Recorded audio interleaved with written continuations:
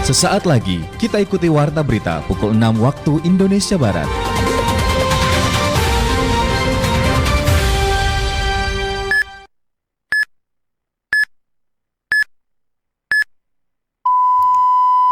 Tepat pukul 6 waktu Indonesia Barat.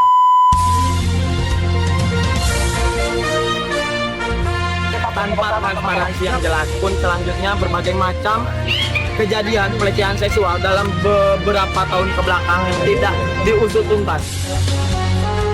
Karena dampaknya itu yang korban anaknya, siswa sekolah. Sekarang orang tuanya bercerai, yang satu ke Jakarta, yang satu ke Bandung. Anaknya tinggal sama neneknya.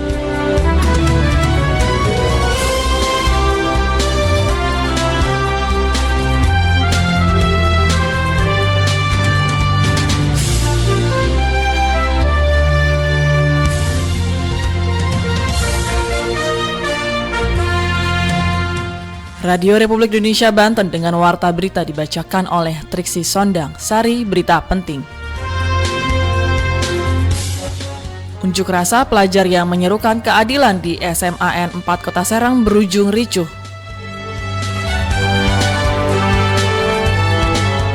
Pelajar yang tumbuh tanpa peran orang tua seringkali memiliki masalah psikologis saat belajar.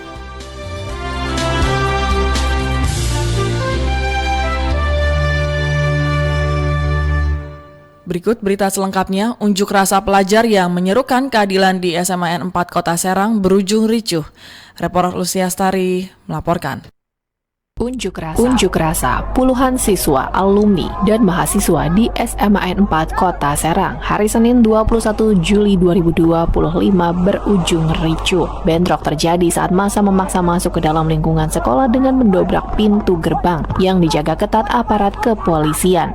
Kericuhan memuncak setelah tuntutan massa untuk menghadirkan guru yang diduga melakukan pelecehan seksual tidak ditanggapi oleh pihak sekolah. Massa memblokade akses jalan di depan sekolah dan membakar ban, menyebabkan kemacetan panjang di kawasan tersebut. Aparat sempat memukul mundur demonstran, namun aksi terus berlangsung dengan teriakan tuntutan agar pelaku pelecehan diproses hukum dan pihak sekolah diaudit secara menyeluruh. Koordinator aksi BEM Serang Raya, Abdillah Tama, menyatakan demonstrasi dilakukan sebagai bentuk solidaritas terhadap korban-korban pelecehan seksual yang selama ini bungkam karena takut.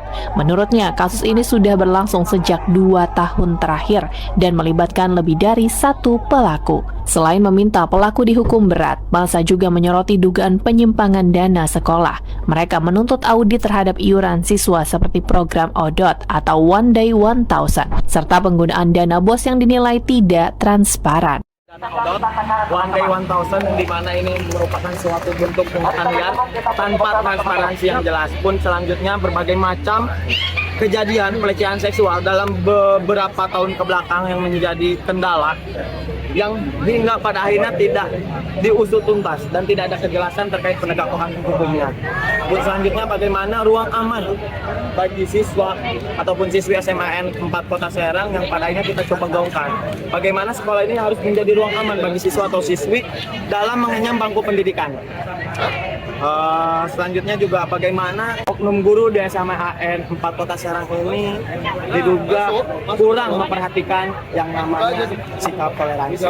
Menanggapi aksi tersebut, PLT Kepala SMAN 4 Kota Serang, Nurdiana Salam, menyatakan pihak sekolah telah membuka akses seluas-luasnya kepada kepolisian dan lembaga terkait untuk mengusut tuntas kasus pelecehan yang melibatkan salah satu oknum guru. Ia menegaskan bahwa guru yang diduga terlibat telah dinonaktifkan dan tidak lagi diberi tugas mengajar. Nurdiana juga menambahkan sekolah tidak akan menutup-nutupi dugaan pelanggaran lain yang masih mungkin terjadi.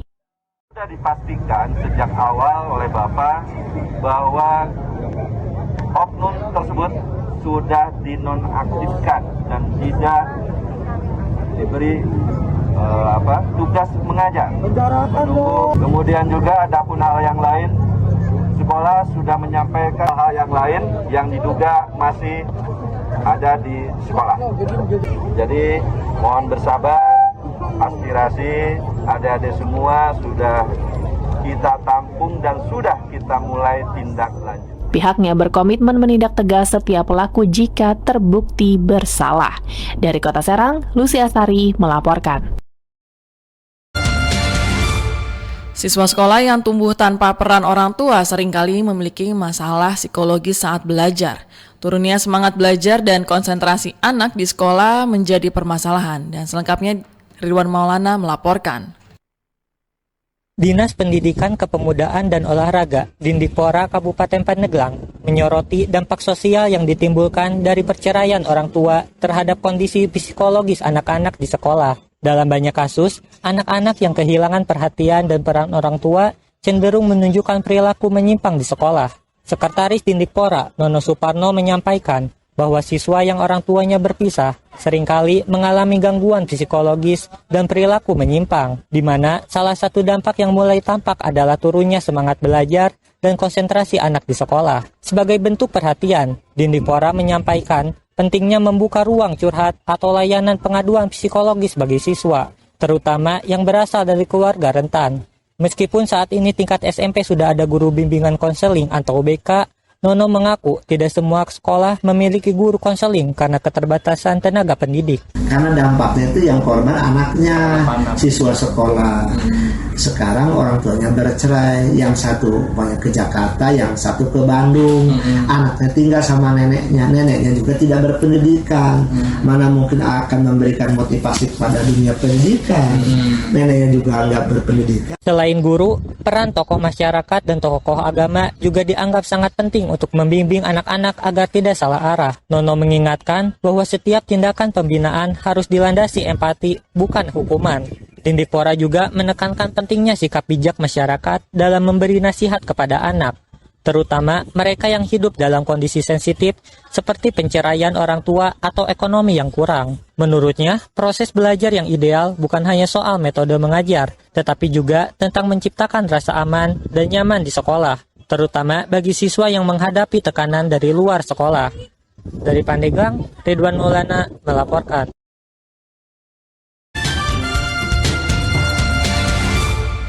Memasuki hari ke-7 Operasi Patu Jaya 2025, Senin 21 Juli 2025, Polres Tangerang Selatan telah menindak ratusan pelanggaran lalu lintas. Kasih Humas Polres Tangsel AKP Agil menuturkan ada sebanyak 348 pelanggaran yang berhasil ditindak. Dengan mayoritas pelanggaran dilakukan oleh pengendara sepeda motor dan seperti tidak memakai helm, melanggar rambu lalu lintas, hingga melawan arus. Dari jumlah tersebut, 107 pengendara diberikan teguran dan 241 pengendara lainnya dikenai sanksi tilang, baik melalui tilang manual maupun melalui sistem tilang elektronik atau ETLE. Sementara mobil pribadi tercatat ada 59 pelanggaran dan kebanyakan terkait pelanggaran rambu lalu lintas. Kota Serang andalkan program promosi mengejar investor. Setiap kelurahan kecamatan melayani izin di tempat atau skakmat untuk melayani masyarakat. Dan berikut Sarah Fatmawati melaporkan. Progres skakmat mantap mengejar investor, setiap kelurahan kecamatan mantapnya melayani izin di tempat. Dalam upaya mendekatkan layanan perizinan kepada pelaku usaha mikro, kecil, dan menengah atau UMKM, DPMP TSP Kota Serang menghadirkan inovasi bernama Progres Skakmat Mantap. Program ini memungkinkan warga membuat nomor induk berusaha atau NIB cukup dari kecamatan atau kelurahan mereka. Menurut analis dokumen perizinan Denny Legawa, inovasi tersebut mendukung MPP sebagai pusat layanan, namun tetap memberikan alternatif jemput bola bagi warga yang jauh dari lokasi MPP. Hingga kini lebih dari 4.000 pelaku UMKM telah dibantu memperoleh NIB. Jadi layanan jemput bola mungkin ya Pak Kadis untuk ke kecamatan kelurahan, sehingga masyarakat yang ingin membuat NIB nomor induk berusaha itu dimudahkan oleh kita, difasilitasi dengan fasilitas online yang sudah tersedia dari BKPM melalui OSS. Denny menyebut layanan ini juga tersedia langsung di MPP, termasuk bantuan konsultasi bagi yang kesulitan mengurus secara mandiri. Keberadaan DPMP TSP di MPP memudahkan pelaku usaha menjangkau informasi dan legalitas usaha. Program ini menunjukkan keseriusan pemerintah Kota Serang dalam mendorong sektor UMKM sebagai penggerak ekonomi daerah sekaligus meningkatkan kesadaran akan pentingnya legalitas usaha formal. Dengan akses mudah, gratis, dan cepat, UMKM kini tidak punya alasan untuk tidak mengurus perizinan usahanya secara resmi. Dari Serang, Banten, Sarah Fatmawati melaporkan. Pemerintah Kota Cilegon akan menambah 9 gerai OPD di Mall Pelayanan Publik atau MPP. Dan berikut Romanudin melaporkan. Dinas Penanaman Modal atau OPD di Mall Pelayanan Publik atau MPP Pemerintah Kota Cilegon. 9 gerai pelayanan itu meliputi gerai DLH, Perkim, Dindikbud, DKPP, Damkar, Disub, Dinkop UKM, Disperindak, dan DPUTR Kota Cilegon. Rencananya penambahan jumlah gerai pelayanan di MPP Pemkot Cilegon akan mulai dibuka akhir Juli mendatang. Kepala DPM PTSP Kota Cilegon Hayati Nufus menyampaikan saat ini jumlah gerai pelayanan OPD yang telah beroperasi di MPP Pemkot Cilegon sebanyak 6 gerai. Ke-6 gerai itu yakni TPK, Disdukcapil, Dinsos, Dinkes, BPKAD, dan Disnaker Kota Cilegon. Dengan demikian, kata Hayati Nufus, jumlah gerai pelayanan OPD di MPP Kota Cilegon sebanyak 15 gerai. Untuk pelayanan prima kepada masyarakat, supaya masyarakat itu kalau membuat suatu perizinan atau konsultasi nggak muter-muter, misalkan mau konsultasi tentang PBB nggak mesti ke PU, di sini ada petugas. Konsultasi tentang pembuangan sampah ada di sini. Konsultasi tentang pendidikan ada di sini. Perkim, DKP, Indik, Damkar, PUPR, Indak, Disub, Dinkop, DLH. Kan yang sudah ada.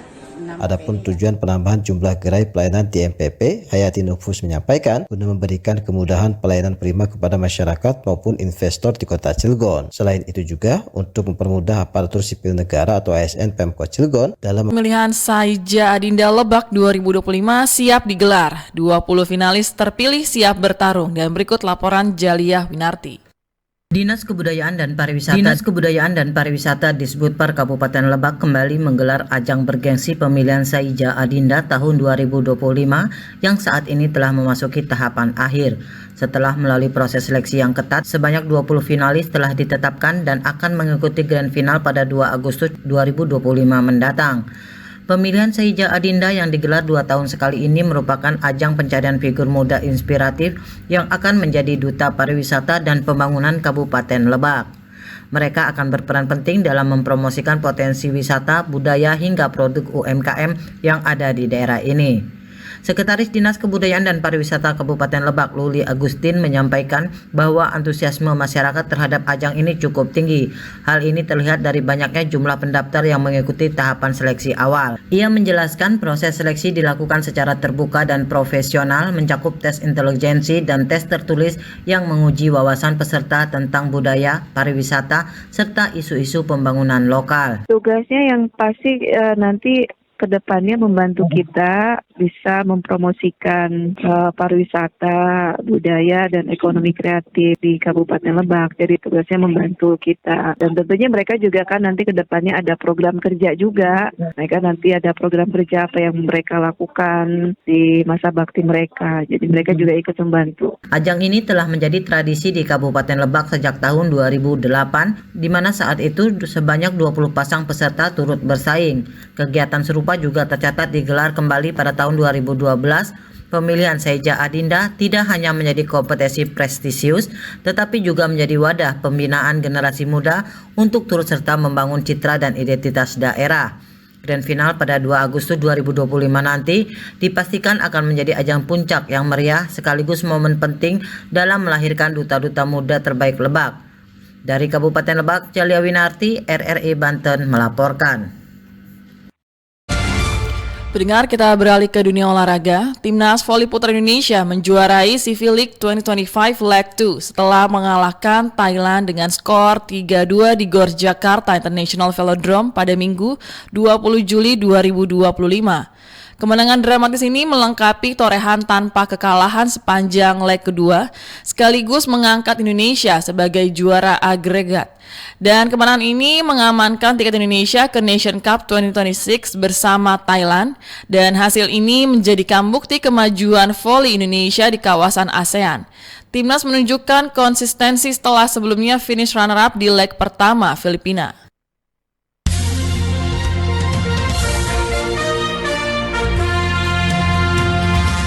Sekian warta berita saat ini. Unjuk rasa pelajar yang menyerukan keadilan di SMA N4 Kota Serang berujung ricuh. Pelajar yang tumbuh tanpa peran orang tua seringkali memiliki masalah psikologis saat belajar. Dan itulah berita yang sudah kami udarakan pagi ini. Berita selanjutnya akan disampaikan sore nanti pukul 16 waktu Indonesia Barat. Dan informasi ini dapat Anda baca di portal berita rri.co.id dan mengakses RRI Digital.